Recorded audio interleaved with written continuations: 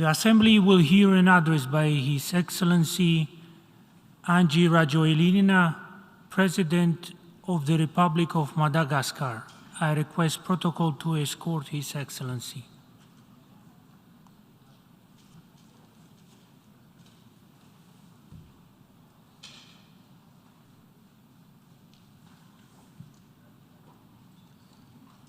On behalf of the General Assembly, I have the honor to welcome His Excellency Angie Rajoelina, President of the Republic of Madagascar, and to invite him to address the Assembly. Monsieur le Président de l'Assemblée générale, Monsieur le Secrétaire général des Nations Unies, Excellences, Mesdames et Messieurs les chefs d'État et de gouvernement, Mesdames et Messieurs les délégués, Tupklas et Tupkvav, Mesdames et Messieurs, honorable assistance. Permettez-moi tout d'abord de m'adresser à M. Korosi, directeur de la durabilité auprès de la présidence de la Hongrie. Monsieur le Président, votre élection à la présidence de cette 77e Assemblée générale des Nations Unies est un message clair sur la feuille de route tracée par ce rendez-vous annuel des Nations Unies. Monsieur le Président, recevez mes sincères félicitations. Monsieur le Secrétaire général, je vous adresse ma profonde reconnaissance pour vos engagements continus et votre dévouement dans le leadership dont vous faites preuve à diriger cette organisation que sont les Nations Unies. Au nom du peuple malagasy, je profite également de cette auguste tribune pour réitérer nos condoléances les plus sincères au peuple britannique. La reine Elisabeth II a inspiré de nombreuses générations dans son pays et dans le monde entier. J'adresse également mes félicitations et nos vœux d'un excellent règne empli de bonne santé et de bénédictions à Sa Majesté le roi Charles III.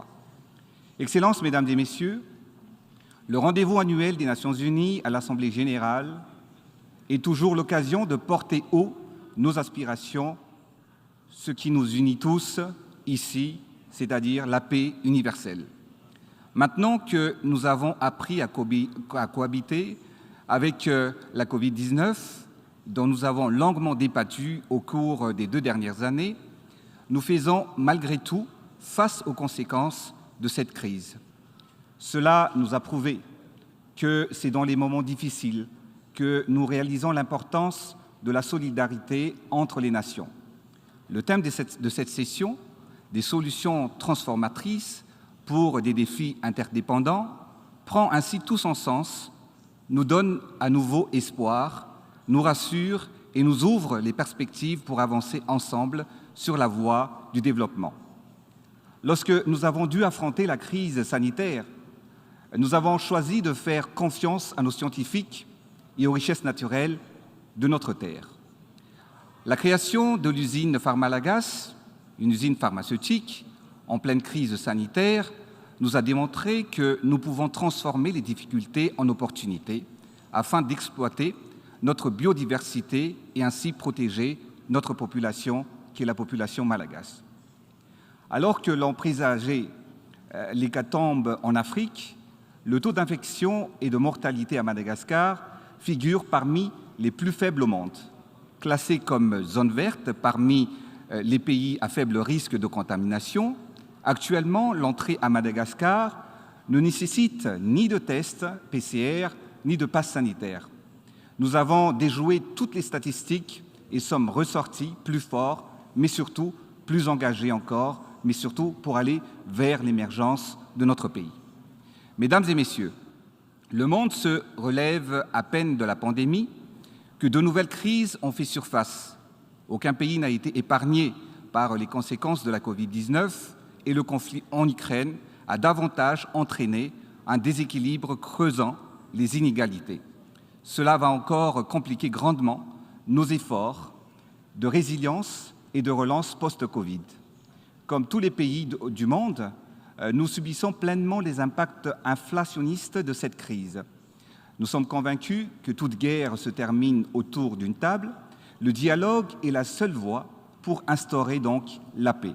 C'est ainsi que Madagascar réitère son appel au dialogue pour résoudre le conflit, car les conséquences sont planétaires, elles s'alourdissent de jour en jour et les pays en développement comme le nôtre en sont et en payent les conséquences de cette crise. Le rôle crucial des Nations Unies doit favoriser le multilatéralisme afin de trouver des solutions équitables tenant compte des forces et des vulnérabilités de chaque pays et de chaque population. Comment on peut accepter qu'en cette période de crise, certains pays avec plus de 100 000 $ de PIB par habitant et d'autres à moins de 600 $ achètent le baril de pétrole au même prix et aux mêmes places? Notre organisation peut prendre des mesures pour accompagner les pays à faible revenu afin qu'ils puissent bénéficier et s'approvisionner en pétrole à des prix équitables, parce que la situation mondiale actuelle est source de bouleversements majeurs dans de nombreux pays. Certains États se retrouvent actuellement déstabilisés. La vie sociale se désorganise, et ainsi que les économies se fragilisent. En effet, certains ont dû appliquer des augmentations de 50% du prix de carburant, entraînant dans certains pays des émeutes et des déséquilibres socio-économiques considérables. La reconstruction est l'affaire de tous. Notre solidarité est la seule voie possible pour guérir nos sociétés, rétablir nos économies, soutenir la croissance et surtout instaurer la paix. Mesdames et messieurs, mes chers leaders, à l'heure actuelle, tous les pays ont dû revoir leur stratégie de développement et cela a renforcé la nécessité d'accélérer l'industrialisation et l'autonomisation de chaque pays. Nous restons convaincus que nous devons produire et transformer localement tout ce dont la population a besoin. Car il y a des armes plus puissantes que les bombes, les chars et les missiles. Ce sont nos terres, nos matières premières, nos ressources naturelles et notre peuple. L'industrialisation locale, l'innovation agricole et le leadership des dirigeants sont nos munitions pour consolider notre force et notre bouclier afin de protéger notre population. À Madagascar, comme stratégie, nous avons mis précisément et détaillé notre stratégie pour rattraper le retard de développement de notre pays. Nous avons élaboré le plan Émergence Madagascar, dont la mise en œuvre a été lancée depuis le début de mon mandat présidentiel en 2019. Notre vision est claire et traduite par notre volonté politique que nous démontrons à travers chacune de nos actions. Une approche secteur et projet a été priorisée afin de hisser Madagascar au rang des pays nouvellement émergents. Nous avons lancé un programme de réforme ambitieux pour moderniser l'administration, développer le capital humain et permettre une croissance économique forte, inclusive et durable dont l'énergie est le pilier du développement. Madagascar est un pays béni, car nous avons des ressources en eau pour des barrages hydrauliques, un taux d'ensoleillement très élevé pour des centrales solaires et surtout la puissance du vent pour des parcs éoliens. À l'heure actuelle, de nombreux pays font face à des problèmes énergétiques. Nous devons donc accélérer la production d'énergie renouvelable pour atteindre l'autonomie d'ici 5 ans. Nous projetons de doubler, voire tripler notre capacité de production. Mes chers homologues et frères, nous sommes en 2022 et il est malheureux de constater que l'Afrique est encore le continent où la majorité des familles vivent dans le noir et dans l'obscurité. Plus de 600 millions d'Africains, dont 85% des ménages malagasy, utilisent encore des bougies et du pétrole lampant pour éclairer leur foyer, raison pour laquelle nous lançons une grande opération d'équiper la majorité des foyers malagasy des kits solaires d'ici la fin de l'année prochaine, dont une partie sera bien évidemment subventionnée par l'État. Une fois cet objectif atteint, Madagascar ambitionne d'être le premier, mais aussi parmi les premiers pays du continent à avoir apporté la lumière à la totalité de sa population. Le changement climatique est l'un des plus grands défis de notre époque que nous devons tous affronter. Il est important et urgent de travailler et de mobiliser pour protéger notre planète. Du haut de cette tribune, je tire la sonnette d'alarme. Des engagements ont été pris lors de la COP21 et réaffirmés lors de la COP26 concernant la création du Fonds climat ou du Fonds vert, qui a été arrêté à hauteur de 100 milliards de dollars par an. Dans ce sens, Madagascar a été le 5e pays africain à avoir finalisé son plan national d'adaptation. Mon pays devrait ainsi faire partie des bénéficiaires de ce fonds vert. Cependant, l'accès au financement tourne au ralenti et actuellement, aucun engagement n'a été respecté. Il est injuste que les pays les moins pollueurs payent le plus lourd tribut des impacts du changement climatique. Madagascar se trouve parmi les pays insulaires et donc vulnérables aux aléas climatiques. Et rien qu'en 2022, c'est-à-dire cette année, 5 cyclones ont frappé la Grande Île en l'espace de 2 mois seulement. 178 000 hectares de terres agricoles ont été inondés et ravagés. Notre île est le premier pays à subir une famine d'origine climatique. Les ressources en eau se tarissent dans le sud de mon pays et la population de cette région est le plus vulnérable. Les conséquences du changement climatique s'aggravent et la situation mondiale nous interpelle. Combien de réunions de haut niveau, de sommets et de conférences internationales avons-nous déjà eues? Combien de déclarations et engagements avons-nous déjà prononcés? Maintenant, il faut transformer les discours en actions concrètes. Aujourd'hui, je porte les cris et la voix du continent africain en général et de Madagascar en particulier. La jeunesse africaine, le continent tout entier, attendent la concrétisation des accords de la part des pays émetteurs. Tenir ces engagements, c'est protéger notre planète. Nos populations l'exigent, les générations futures nous en demanderont des comptes plus tard. Les problématiques de la protection de l'environnement me tiennent particulièrement à cœur. Nous savons tous que la forêt est le poumon de la terre. Et pourtant, l'utilisation du charbon de bois et du bois de chauffe reste une pratique courante sur l'ensemble du continent africain. Et c'est le cas des 92% de la population de mon pays. Une famille utilise le charbon ou le bois de chauffe pour la cuisson, détruit environ 1 hectare de forêt par an, ce qui est dévastateur. Nous devons changer la pratique et la mentalité. C'est pourquoi l'État malagasy va équiper 250 000 familles en réchaud à bioéthanol afin de préserver 250 000 hectares de nos surfaces forestières chaque année. Monsieur le Président, Mesdames et Messieurs, nous avons lancé les grands travaux pour transformer le pays, car tout est à faire et tout est à refaire, tout est urgent et tout est prioritaire. Cela fait presque 4 ans que nous n'avons cessé de construire et réhabiliter des routes, bâtir des écoles, des centres de santé, des hôpitaux, des barrages agricoles, des tribunaux, des prisons aux normes, des infrastructures sportives et culturelles et bien d'autres. Madagascar évolue continuellement malgré les crises en cascade à l'échelle mondiale. Le pays est tellement vaste et de nombreux efforts ont été déployés pour le désenclaver. Toutefois, le chemin reste encore lent et sinueux, mais nous avons la foi et nous continuons d'avancer avec détermination. Le plan Émergence Madagascar trace d'ailleurs littéralement les voies vers l'avenir.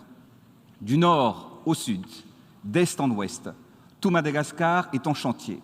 Pas plus tard que la semaine dernière, nous avons inauguré la route nationale 5A dans le nord de mon pays, qui jusque-là et pendant des décennies était une route en terre battue que l'on parcourait encore pendant une semaine pendant la période de pluie. Actuellement, 2 heures suffisent pour le trajet, permettant immédiatement la révision à la baisse, le coût et le prix du transport des biens et personnes, améliorant considérablement la vie de la population locale et contribuant ainsi au développement socio-économique du région du nord de mon pays. Par ailleurs, dans le sud de mon pays, nous commençons les travaux de la route nationale 13 et bientôt la route nationale 10, tout comme ceux de la route nationale 44 dans l'Est qui se poursuivent, désenclavant ainsi le principal grenier à riz de Madagascar.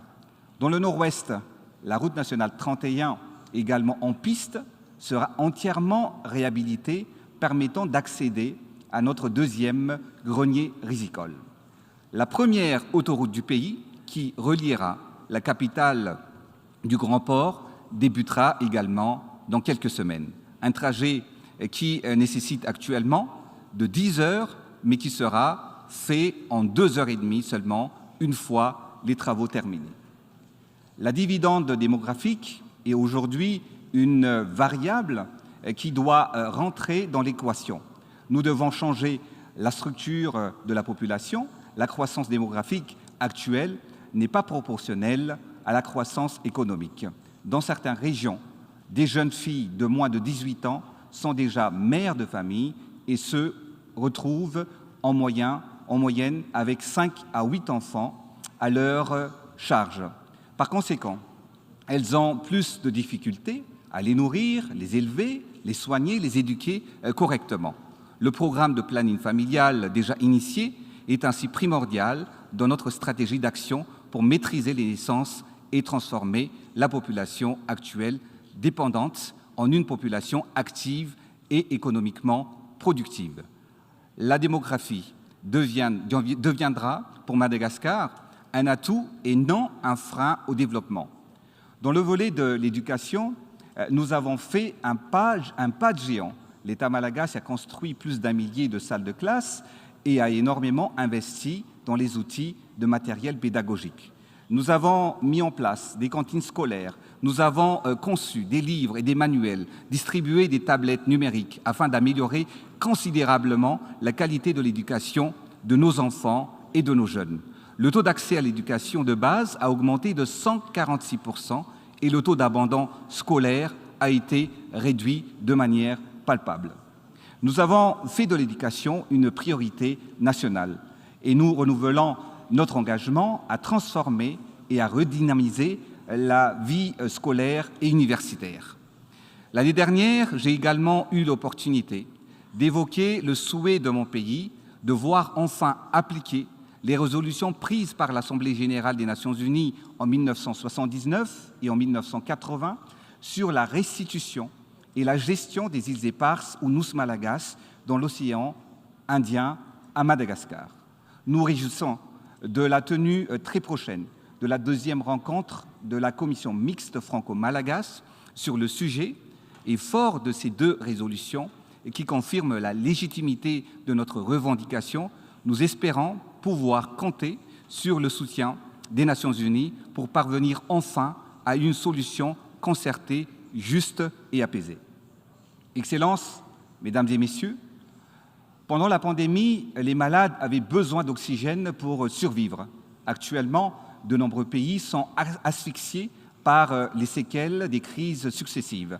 Ces pays ont besoin de soutien, d'aide et d'accompagnement qui leur serviront de bouffée d'oxygène pour faire face aux défis de relance économique et atteindre les objectifs du développement durable.